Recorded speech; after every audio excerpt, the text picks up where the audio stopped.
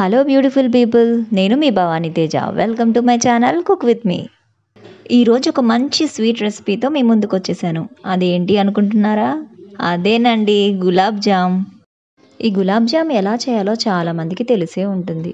అయినా కొంతమందికి పర్ఫెక్ట్గా రాకపోవడం, క్రాక్స్ రావడం, అలాగే షుగర్ సిరప్ తక్కువ అవ్వడం ఇలా జరుగుతూ ఉంటుంది. సో ఇలా ఒక్కసారి నేను చెప్పిన విధంగా పర్ఫెక్ట్గా వచ్చేలా ట్రై చేయండి. ఖచ్చితంగా వచ్చి తీరుతుంది. ఈ గులాబ్ జామ్ని చాలా సింపుల్ అండ్ టేస్టీగా ఫస్ట్ టైం చేసే వాళ్ళు కూడా చాలా పర్ఫెక్ట్గా చేసే విధంగా ఎలా చేయాలో చూద్దాం రండి. నేను ఇక్కడ గులాబ్ జామ్ చేయడం కోసం 200 గ్రామ్స్ ఎంటీఆర్ గులాబ్ జామ్ మిక్స్ని తీసుకున్నాను. ఈ గులాబ్ జామ్ని మనం పక్కా కొలతలతో చేసుకుంటే పర్ఫెక్ట్గా వస్తుంది. 200 గ్రామ్స్ అంటే 1.5 కప్ వచ్చింది. సో దీన్ని మనం పాలతో కొంచెం కొంచెం కలుపుకోవాలి. పావు కప్పు పాలు సరిపోతాయి. అంతా ఒకసారి వేయకుండా ఇలా కొంచెం కొంచెం వేసుకొని ఒకసారి కలుపుకున్నాక మళ్ళీ ఇంకొంచెం వేసి ఇంకోసారి కలుపుకోవాలి. పిండి బాగా లూజ్ అవ్వకుండా చపాతీ పిండిని ఎలా కలుపుతామో అలా కలుపుకొని ఒక 10 నిమిషాలు మూత పెట్టి పక్కన ఉంచేయండి.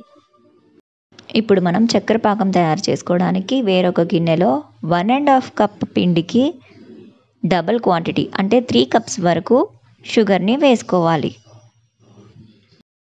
ఇప్పుడు మనం 3 కప్స్ షుగర్కి 3.5 కప్స్ వాటర్ని యాడ్ చేసుకోవాలి.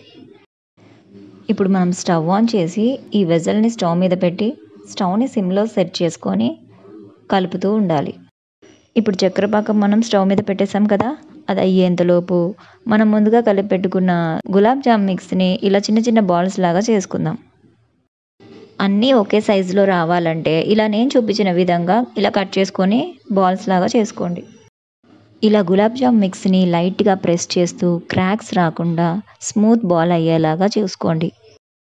ఈ చిన్న ట్రిక్తో మనం బాల్ని స్మూత్గా వచ్చేలా చుట్టుకున్నామంటే తర్వాత మనకి క్రాక్స్ అనేటివి రావు. ఇప్పుడు మనం షుగర్ సిరప్ అంతా ఇలా కరిగిన తర్వాత 1 స్పూన్ ఇలాచీ పౌడర్ వేసుకోండి. అలాగే మనం వేరొక ప్యాన్లో స్టవ్ ఆన్ చేసి ప్యాన్ పెట్టుకొని ఫ్రైకి సరిపడా ఆయిల్ని వేసుకొని ఆయిల్ని బాగా వేడి చేసుకోండి. ఆయిల్ వేడైన తర్వాత స్టవ్ని సిమ్లో పెట్టుకొని అన్నీ ఒకేసారి కాకుండా ఇలా ఒక్కొక్క బాల్ని వేసుకోండి.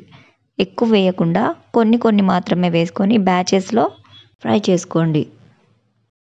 నేను ఇక్కడ 3 బ్యాచెస్ కింద డివైడ్ చేసి వేసుకున్నాను. ఇలా కలర్ చేంజ్ అయ్యేంత వరకు స్లోగా కలుపుతూ ఫ్రై చేసుకోవాలి. ఇలా మనం కలుపుతూ ఫ్రై చేయడం వల్ల అన్ని సైడ్స్ కూడా ఈవెన్గా బ్రౌన్ కలర్లోకి టర్న్ అయిపోతాయి. ఇలా మనకు డార్క్ బ్రౌన్ కలర్ వచ్చేంత వరకు ఫ్రై చేసుకొని తీసేసుకోవాలి. ఇప్పుడు మనం వేరే స్టవ్ మీద పెట్టుకున్న షుగర్ సిరప్ని చెక్ చేసుకుందాం. పాకం వచ్చిందో రాలేదో చూడడానికి ఒక చిన్న డ్రాప్ తీసుకొని ఇలా ప్రెస్ చేసి చూస్తే స్టిక్కీగా ఉంటే సరిపోతుంది. మీకు ఇక్కడ ప్రెస్ చేసి చూసినప్పుడు స్టికీనెస్ లాగా అనిపించకపోతే ఇంకొక 5 మినిట్స్ వరకు సిమ్లో పెట్టి ఉంచండి. చక్కెర గడ్డ కట్టకుండా ఉండడానికి షుగర్ సిరప్లో మనం ఒక చెక్క నిమ్మరసాన్ని కలుపుకుంటే సరిపోతుంది. ఇప్పుడు మనం షుగర్ సిరప్ గోరువెచ్చగా ఉన్నప్పుడే మనం తీసి పక్కన పెట్టుకున్న ఈ గులాబ్ జామ్ బాల్స్ని వేసుకోవాలి. అన్నీ ఇలా వేసుకున్నాక ఒకసారి ఇలా టర్న్ చేస్తూ కలుపుకోండి.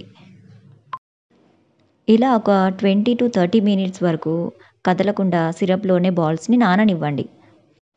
30 మినిట్స్ తర్వాత ఇలా ఒక చిన్న బౌల్లోకి తీసుకొని సర్వ్ చేసుకోవడమే. So very juicy and tasty sweet gulab jam is ready. చూసారా ఎంత పర్ఫెక్ట్గా వచ్చిందో? ఈ వీడియో కనుక మీకు నచ్చినట్లయితే లైక్ చేయండి, షేర్ చేయండి. అలాగే నా ఛానల్ని సబ్స్క్రైబ్ చేసుకోవడం మర్చిపోకండి. మరొక వీడియోతో మళ్ళీ కలుద్దాం.